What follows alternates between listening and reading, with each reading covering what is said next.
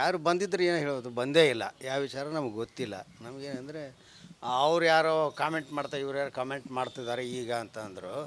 ಅದ್ರ ಬಗ್ಗೆ ನಾನೇನು ಮಾತಾಡೋಕ್ಕೆ ತಯಾರಿಲ್ಲ. ಅವ್ರು ಏನೇ ಮಾತಾಡೋದು ಕಾಮೆಂಟ್ ಮಾಡೋರಂಥವ್ರು ಪೊಲೀಸ್ ಕಂಪ್ಲೇಂಟ್ ಕೊಡಲಿ, ಈಗಲೂ ಪೊಲೀಸ್ ಕಂಪ್ಲೇಂಟ್ ಕೊಡಲಿ. ಅವರು ತನಿಖೆ ಮಾಡ್ತಿದಾರಲ್ಲ, ಅವ್ರಿಗೆ ತನಿಖೆಯಲ್ಲಿ ಅದು ಸೇರಿ ಮಾಡಿಸ್ಲಿ. ಯಾರು ಬೇಡ ಅಂತಾರೆ? ನಾವೇನು ಬೇಡ ಅನ್ನೋದು. ಆದರೆ ನಮ್ಮಲ್ಲಿ ನಮಗೆ ಯಾವುದೂ ಆ ಥರ ಮಾಹಿತಿ ಇಲ್ಲ, ಮಾಡಿದ್ದು ಗೊತ್ತಿಲ್ಲ, ಇನ್ನೇನು ಆಗಿದ್ದು ಗೊತ್ತಿಲ್ಲ ನಮಗೆ. ಆಯ್ತಾ? ಆಮೇಲೆ ಎಲ್ಲಿ ಅವನು ಜಗಳಾಡಿಲ್ಲ, ಆಫೀಸ್ನಲ್ಲಿ ಜಗಳಾಡಿಲ್ಲ, ನಮ್ಮ ಮನೇಲೂ ಜಗಳಾಡಿಲ್ಲ. ಅವರು ಅಪೋಲೋ ಫಾರ್ಮಸಿ HR ಕೂಡ ಬಂದಿದ್ದರು. ಬಂದು ಅವರೆಲ್ಲ ನಮಗೆಲ್ಲ ಧೈರ್ಯ ಹೇಳಿ, ನಿಮಗೆ ನಿಮ್ಮ ಮಗನಿಗೆ ಬರ್ತಕ್ಕಂಥ ಕ್ಲೈಮ್ಸ್ ಏನಿದ್ದಾವೆ ಎಲ್ಲ ಕೊಡ್ತೀವಿ, ಸ್ವಲ್ಪ ಡಾಕ್ಯುಮೆಂಟ್ಸ್ ಕೇಳಿದ್ದಾರೆ. ಅವು ಯಾವಾಗ ಡಾಕ್ಯುಮೆಂಟ್ಸ್ ಕೇಳಿದ್ದಾರೆ ಅವ್ನು ಕೊಡ್ರಿ, ಸೆಟ್ಲ್ ಮಾಡ್ತೀವಿ, ನೀವೇನು ಯೋಚನೆ ಮಾಡಬೇಡ್ರಿ, ನಮ್ಮ ಕಡೆಯಿಂದ ಏನು ಸಾಧ್ಯ ಐತೆ ಅದೆಲ್ಲ ನಾವು ಮಾಡಿಕೊಡ್ತೀವಿ ಅಂತ. ಸ್ಯಾಲ್ರಿ ಇರ್ಬೋದು, PF ಇರ್ಬೋದು, ಯಾವ ಕ್ಲೈಮ್ಸ್ ಇದಾವೆ, ಪೆನ್ಷನ್ ಅಂತ ಏನಿದ್ರು ನಾವು ಮಾಡಿಕೊಡ್ತೀವಿ ಅಂತ ಹೇಳಿದ್ದಾರೆ. ಅಷ್ಟು ಬಿಟ್ಟರೆ ಬೇರೆ ಏನು ಹೆಚ್ಚಿದ್ದಿಲ್ಲ.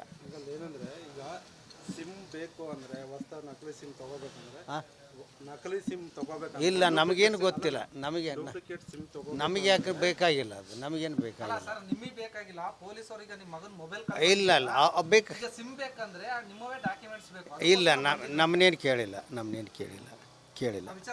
ಏನು ಅವ್ರು ಕೇಳಿಲ್ಲ, ನಮಗೇನು ಮಾತಾಡಿಲ್ಲ. ಯಾರು ಏನು ಬಂದಿಲ್ಲ, ಕೇಳಿಲ್ಲ, ಕೇಳಿಲ್ಲ, ಗೊತ್ತಿಲ್ಲ. ಬೆಳಿಗ್ಗೆ ನಿಮ್ಮನ್ನ ಕರ್ಕೊಂಡು ಹೋದ್ರ? ಇಲ್ಲ, ಅವ್ರು ಎಲ್ಲಿ ಕರ್ಕೊಂಡು ಹೋಗಿಲ್ಲ. ನಾವು ಮಾರ್ಕೆಟ್ಗೆ ಹೋಗಿದ್ವಿ ಅಷ್ಟೇ. ಮಾರ್ಕೆಟ್ಗೆ ಹೋಗಿದ್ವಿ ನಾವು.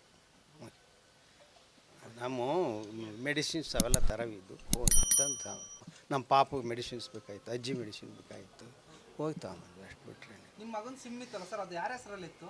ಏನು ನನಗೆ ಗೊತ್ತಿಲ್ಲ. ಅದು ನಾವು ಅದನ್ನು ವಿಚಾರಿಸೋಕ್ಕೆ ಹೋಗಿಲ್ಲ. ಯಾರ ಹೆಸರಲ್ಲಿ ತಗೊಂಡಿದ್ರು ಏನಂತ ನಮಗೆ ಗೊತ್ತಿಲ್ಲ, ಯಾವುದು ಗೊತ್ತಿಲ್ಲ.